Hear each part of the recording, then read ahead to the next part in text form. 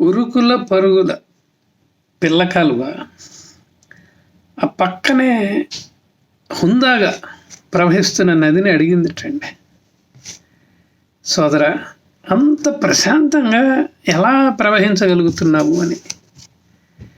నది చెప్పిన సమాధానం చూడండి ఎంత అద్భుతంగా ఉందంటే, నేను ఎక్కడికి వెళ్ళాలో నాకు తెలుసు, ఎక్కడ సముద్రంలో విలీనం కావాలో నాకు తెలుసు, ఆ మాటకు వస్తే అసలు ఈ ప్రయాణం ఎలాగ చేయాలో నాకు తెలుసు. అందుకే ఆ నింపాదితనం తమ్ముడు అని సెలవిచ్చిందిటండి.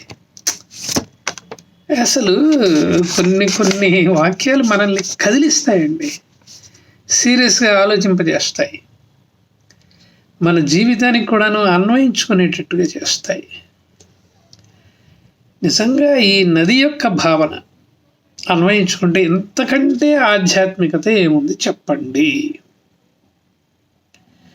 నది మాటల్లో అంతరార్థం ఒకటే, నాకు గమ్యం తెలుసు, ప్రయాణం తెలుసు, ముగింపు తెలుసు, అందుకనే ఈ హుందాతనం అని చెప్పిందంటే అది కూడా నువ్వు హుందాగా చెప్పింది.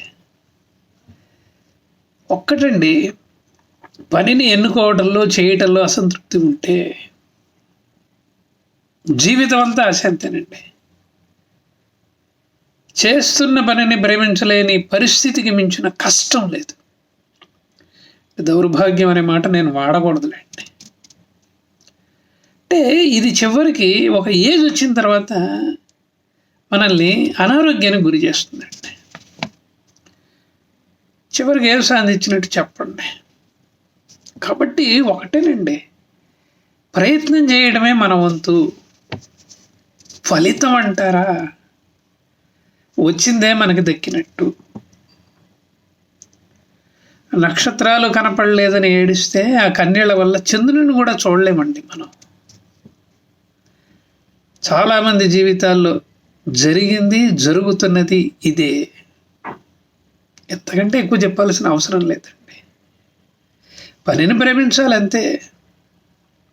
మంచి పని కోసం ప్రయత్నం చేస్తారా, చెయ్యండి, ఇబ్బంది ఏం లేదు. వస్తే వచ్చినట్టు, లేకపోతే లేదు, అంతే. ఇదండి ఈ వీడియోలోని సంగతి. విన్నందుకు కృతజ్ఞతలు. చిన్న అభ్యర్థన అండి, నా ఛానల్కి సబ్స్క్రైబ్ చేయండి. ఈ విషయాన్ని వీలైనంత ఎక్కువ మందికి షేర్ చేయండి. కామెంట్ బాక్స్లో అద్భుతమైన మెసేజ్ పెట్టండి.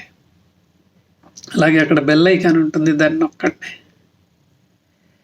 లేదు కిరణ్ గారు మీతో మాట్లాడాలని ఉంది అని అనుకున్నారనుకోండి, హాయిగా మాట్లాడండి, ఇబ్బంది ఏమీ లేదు. నా ఫోన్ నెంబర్ 9491063089. నమస్కారం.